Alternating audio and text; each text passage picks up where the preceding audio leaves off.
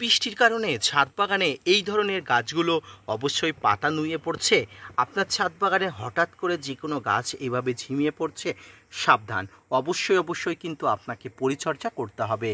কয়েকদিন ধরে আকস্মিক বৃষ্টিতে আপনার ছাদ বাগানে যে কোনো প্রজাতির গাছগুলো যদি এইভাবে পাতা নুয়ে পড়ে বা পাতা ঝরিয়ে দেয় বা পাতা হলুদ হয়ে পড়ে, তাহলে অবশ্যই আপনার ছাদ বাগানের পরিচর্যার অবশ্যই প্রয়োজনীয়তা রয়েছে। দ্রুত আপনার ছাদ বাগানের গাছগুলোতে পরিচর্যা না করলে আপনার ছাদ বাগানের গাছগুলো কিন্তু দ্রুত মারা যাবার সম্ভাবনা থেকে যায়। হ্যালো ফ্রেন্ডস, আমি কমল হোসেন এবং আপনারা দেখছেন গার্ডেনার টিপস উইথ কমল।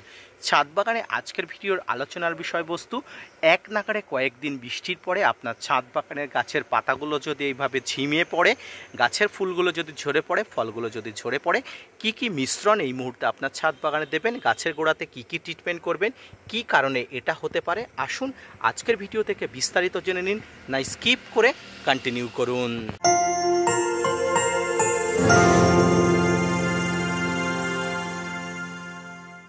গাছের গোড়াতে প্রচুর পরিমাণ জল জমার কারণে যদি গাছ প্রচুর পরিমাণ ঝিমিয়ে পড়ে, তাহলে খুব সাবধানবশত আপনার ছাদ বাগানের গাছগুলোকে পরিচর্যা করতে হবে। বিশেষ করে লঙ্কা গাছগুলো এই সময় হঠাৎ করে কিন্তু প্রচুর পরিমাণ ঝিমিয়ে পড়ছে, কারণ প্রচুর পরিমাণ বর্ষাতে টবের গাছের গোড়াতে জল জমলে গাছের শিকড়ে এফেক্ট হওয়ার সম্ভাবনা থাকছে। আর এফেক্ট থেকে কিন্তু গাছ কিন্তু এইভাবে ঝিমিয়ে পড়ছে, গাছের পাতা কিন্তু হেলে যাচ্ছে, গাছের পাতা কিন্তু হলুদ হয়ে ঝরে পড়ছে। তবে চিন্তা নেই, আজকে আমি একটা মিশ্রণ করে দেখাবো, যে মিশ্রণটি আপনি কম বেশি গাছের গোড়াতে দিলে অবশ্যই আবার কিন্তু পুরনো গাছের মতো এটি হয়ে যাবে। তো কি মিশ্রণ? প্রথমেই আপনাকে 1 লিটার অনুযায়ী একটা জল নিতে হবে। এরপরে যেটা নিতে হবে সবচেয়ে শিকড়ের যে ট্রিটমেন্ট, শিকড়ের ট্রিটমেন্টের জন্য আপনাকে যেটা নিতে হবে সেটা হচ্ছে হিউমিক অ্যাসিড। দেখুন, এটাতে জল পড়ার কারণে একটু দলা টাইপের হয়ে গেছে, তবে এক্ষেত্রে কোনো ধরনের অসুবিধা হবে না। এই হিউমিক অ্যাসিড কিন্তু ছাদ বাগানে গাছের শিকড়ের জন্য অত্যন্ত গুরুত্বপূর্ণ কার্যকারী। এছাড়াও টবে মাটিতে জল জমার কারণে গাছের গোড়াতে ফাঙ্গাসের আক্রমণ, এই ফাঙ্গাসের আক্রমণ যাতে গাছে না হয় তার জন্য কিন্তু ফাঙ্গিসাইড প্রয়োগ করতে হবে। এক্ষেত্রে আমি নিয়েছি সাব ফাঙ্গিসাইড। তো কতটা নেব? প্রথমে এই হিউমিক অ্যাসিডটা কিন্তু জলে অবশ্যই গুলে নেব।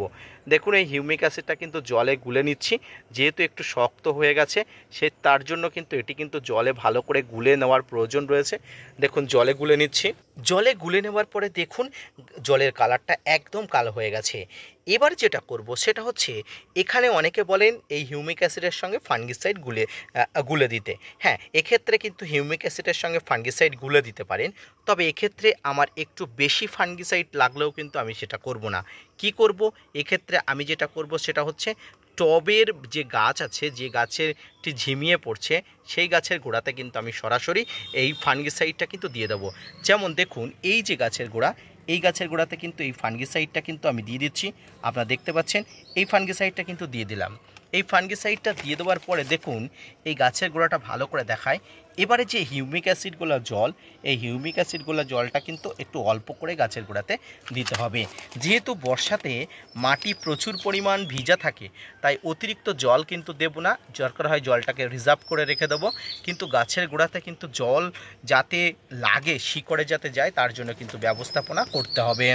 শিকড় যদি কোনো ধরনের ফাঙ্গাসযুক্ত হয়, তাহলে এই ফাঙ্গিসাইড জলে দিলে বা জলে গুলে দিলে বা গাছের গোড়াতে দিলে, এটি জলের সঙ্গে মাটির মধ্যে যাওয়ার পরে কিন্তু সরাসরি কিন্তু ফাঙ্গাসের সঙ্গে লড়াই করে এবং ধীরে গাছকে কিন্তু সারভাইভ করে। তবে এই জলটি একবার যে গাছের গোড়াতে দিলে গাছ ভালো হয়ে যাবে, এমন জাদুকরি বা ম্যাজিক ওষুধ কিন্তু এখনও পর্যন্ত আবিষ্কার হয়নি ছাদ বাগানের জন্য। এটি কিন্তু কয়েকদিন যাবত দিয়ে যেতে হবে আপনাকে, কিন্তু কন্টিনিউয়াসলি কিন্তু এই কাজটি করতে হবে। কারণ এটি না করলে গাছের শিকড়ে ফাঙ্গাস লেগে যাওয়ার সম্ভাবনা থেকে যাবে। আপনাকে প্রতিদিন কিন্তু নিয়ম করে, যে কোনো একটা সময় নিয়ম করে কিন্তু এখানে এটা করতেই হবে, কারণ এটি করলে আপনার ছাদ বাগানের গাছগুলো ঝিমুনি রোগ থেকে বেঁচে যাবে, ঝিমুনি আর আসবে না। এছাড়াও যদি আপনি আপনার ছাদ বাগানে গাছে অবশ্যই ফাঙ্গাসের আক্রমণ দূর করার জন্য আপনি হাইড্রোজেন পারঅক্সাইডগুলো জল একটু দিতে পারেন, তাহলে কিন্তু খুবই ভালো হয়। এই হাইড্রোজেন পারঅক্সাইডগুলো জল আপনার ছাদ বাগানকে কিন্তু ঝিমুনি রোগের হাত থেকে বাঁচায়। এছাড়াও কিন্তু যে ফাঙ্গিসাইড, এই ফাঙ্গিসাইড কিন্তু গাছের গোড়াতে ফাঙ্গাসের আক্রমণ থেকে রক্ষার জন্য আপনাকে অবশ্যই দিতে হবে। এছাড়া যদি গাছের গোড়াতে এইভাবে জল জমে থাকে তাহলে একটা কাজ করবেন, এভাবে কিন্তু ছিদ্র করে দেবেন যাতে জলটা মাটির গভীরে চলে যায়। দেখুন মাটির গভীরে চলে যাচ্ছে, যাতে কিন্তু মাটির শিকড়ের সঙ্গে সরাসরি কিন্তু এর অ্যাডজাস্টমেন্ট হয়। দেখুন গাছের উপরে থাকার থেকে কিন্তু গাছের গোড়াতে কিন্তু এটি কাজ করে বেশি, তাই কিন্তু এটি বেশিরভাগ দেবেন। এবং পারলে যদি আপনি একটু ফাঙ্গিসাইড আরেকটু দিয়ে দিতে পারেন তাহলে কিন্তু খুব ভালো ফলাফল পাওয়া যাবে। এরপরে কিন্তু এইভাবে কিন্তু চাপা দিয়ে দেবেন যাতে করে শিকড়ে সরাসরি কাজ করতে সক্ষম হয়। দর্শক, এইভাবে কিন্তু ছাদ বাগানে হঠাৎ কয়েকদিন বৃষ্টির পরে গাছগুলো ঝুমিয়ে পড়লে, গাছগুলো হঠাৎ করে হলুদ ভাব হয়ে গেলে, দেখুন যেমন এমন দেখতে পাচ্ছেন, এই ধরনের হয়ে গেলে কিন্তু আপনারা অবশ্যই কিন্তু এটা কিন্তু করবেন।